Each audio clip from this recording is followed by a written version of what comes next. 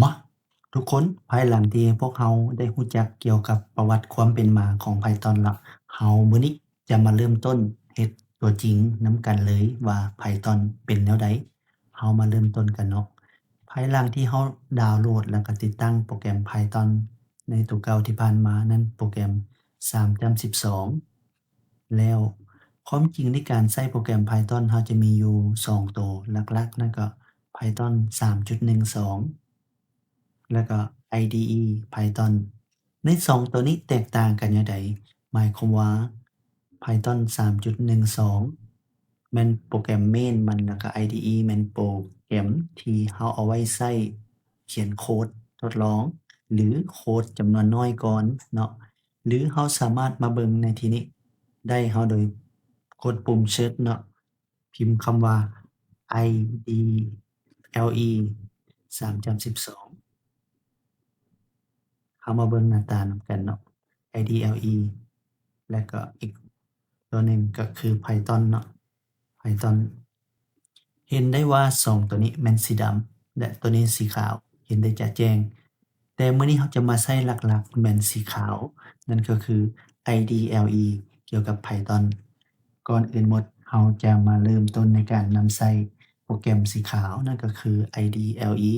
เราจะปิดหน้าต่างตัวนี้ไปก่อนเนาะเพื่อให้ทุกคนเข้าใจสำหรับคำสั่งที่จะมาเริ่มต้นในมื้อนี้ที่ทุกคนรู้จักกันดีนั่นก็คือ Hello World แล้วก็ใส่ในคำสั่งเนาะสำหรับการเรียนในมื้อนี้เราจะเริ่มต้นด้วยสิ่งที่ผิดแล้วก็คือการใช้คำสั่ง print นั่นก็คือพรินต์ทั้งเป็นตัวอันอักษรและก็เป็นตัวเลขเริ่มต้นไปด้วยคำสั่งทำอิฐนะคำว่า print ในที่นี้ให้คนเขียนว่า print อย่ากดตัวพิมพ์ใหญ่เด้อมันจะพิมพ์บ่ได้เปิดวงเล็บแล้วใส่โคดเนาะ hello เป็นคำศัพท์ที่ทุกคนคุ้นเคยดีเนาะ Hello Budapest ซะมื้อนี้เราพิมพ์มาจาก Budapest และโคดแล้วก็ปิดวงเล็บปิดเนาะเครื่องหมายตัวนี้หมายความว่าเรากด Enter ปึ๊บ Hello Budapest ต่อมาแม่นเราจะเกี่ยวกับพรินต์ตัวเลขในที่นี้พรินต์100บวกเราจะใส่ตัวเลขแนวใดก็ได้เนาะเพื่อในการบวกกด Enter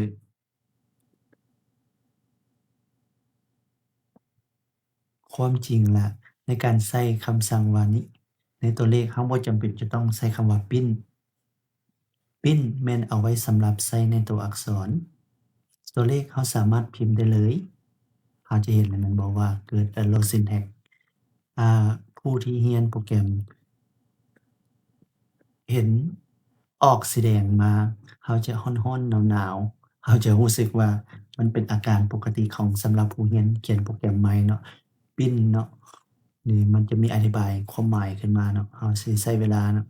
เดี๋ยวเราจะมาสรุปความให้เบิ่งนี่ตอนนี้มันก็เข้ามาใจเห็นชัดเจนแล้วเนาะพรินต์เนาะหรือเราสิมาลองอย่างเช่นอีกคำหนึ่งให้ฟัง โอเค หลังจากที่เรารู้จักแล้วว่านั้นเราตัวนี้เอิ้นว่า syntax syntax แม่นหลักการและ grammar ของมันเนาะนอกจากที่ IDLE ที่ว่าเราใช้ในการตัวพิมพ์น้อยเพื่อเข้าในโปรแกรม Python แล้วเนาะมันก็ยังมีตัวหนึ่งที่ว่าน้อยกว่าหั้นเนาะเราเอิ้นว่าตัวนี้ ตัวนี้อัน decode เพราะว่าจะเอามาใส่ในตัวนี้เพื่อเวลาเราต้องการเขียนคำสั่งหลายๆตัวแล้วพิมพ์เข้าไปบัดเดียวแล้วกดปุ่มรันเนาะเราอย่างเช่นตัวอย่างให้เบิ่งเนาะอย่างเช่นว่าตัวนี้เราก็คล้ายๆเราใช้คำสั่งอยู่เทิงคือการพรินต์ hello hello นี่เราต้องได้ใส่อันเปิดdouble quote ให้มันเนาะ hello ลาวแล้วก็อัดวงเล็บปิด pin แล้วเราสิใส่คำว่าในตัวเลขตัวนี้เราจะใส่เลขใดก็ได้เนาะเพื่อเป็นการทดลองและก็เป็นการฝึกซื่อๆเนาะกด Enter ปึ๊บในที่นี้เรามาเบิ่งตัวเลขย่อยของเรามันจะบ่มีเนาะความจริงเราจะพิมพ์จากหน้านี้แล้วส่งมาหน้านี้ได้โดยเฮ็ดแนวใดกดปุ่มRun Module ในก่อนที่เราจะกด Run ได้เราต้องมีการเซฟนี่ก่อนอันนี้เป็นทุกคนสามารถเซฟได้ตามบอนที่ตัวเองต้องการในที่นี้เราสร้างไว้ใส่ว่าพรอเจกต์ซะเพื่อสะดวกในการเฮ็ดให้คนที่ว่า Hello Python ในครั้งนี้เราฝึกซ้อมมาแล้วเนาะเป็นเทื่อที่4เทื่อที่5เราก็สามารถใส่ได้ตามนี้เนาะนี่ก็จะออกมาเนาะ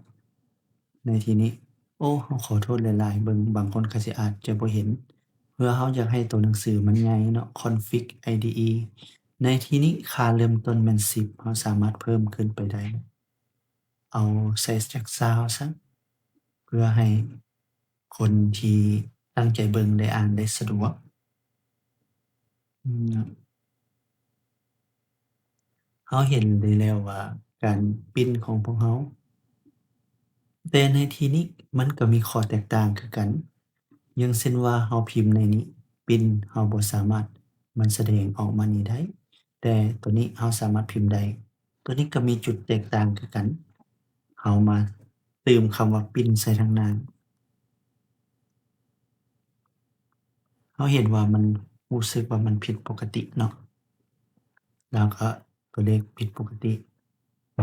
ในที่นี้เราเห็นแล้วแม่นว่าเห็นแต่คำว่า Hello ลาวเนาะแต่ว่ามันบ่เห็นตัวเลขที่เราบวกนี่กดลันในนี้กดลันจะถามไหมก่อนที่เราเห็นสังเกตเห็นว่าหากว่าเราพิมพ์คำสั่งใหม่จะมีไม้ดาวอยู่นี้ถ้าหากว่าเราบ่กดเซฟแต่สมมุติว่าเรากดเซฟไม้ดาวนั้นจะหายไปการกดลันเราสามารถกด F5 ได้เลยนี่ตัวเลขมันจะออกมาในที่นี้เลยอาจจะเห็นได้ชัดเจนเราจะสังเกตเห็นว่าการที่ทดลองนำใช้บางคนที่ว่าเห็นเขียนโปรแกรมเข้ามาทางอิฐก็รู้สึกว่าดีใจแล้วเนาะทดลองพิมพ์โปรแกรมทางทำอิฐแล้วสามารถพิมพ์ได้แต่สำหรับคนทั่วไปก็จะบ่ตื่นเต้นเพราะว่าโครงการที่เราเฮ็ดมาเพื่อทดลองเพื่อว่าเรียนจากบ่รู้จักหยังเลยหมายความว่าจะเริ่มต้นจากศูนย์แท้ๆเลยหรือบ่มีพื้นฐานมาเฮ็ดให้ทุกคนสามารถเรียนเขียนโปรแกรมไปนำกันได้สำหรับในที่นี้เราจะเว้าในลักษณะสั้นๆในความยาวบ่เกิน10นาทีแต่ในคลิปต่อไปเราจะใช้คำสั่งเกี่ยวกับคำว่าคอมเมนต์เพื่อให้โปรแกรมนั้นคอมเมนต์ซึ่งมันจะบ่โชว์ในนี้แล้วเราจะมาพบกันในคลิปตอนต่อไปลาก่อนขอขอบใจ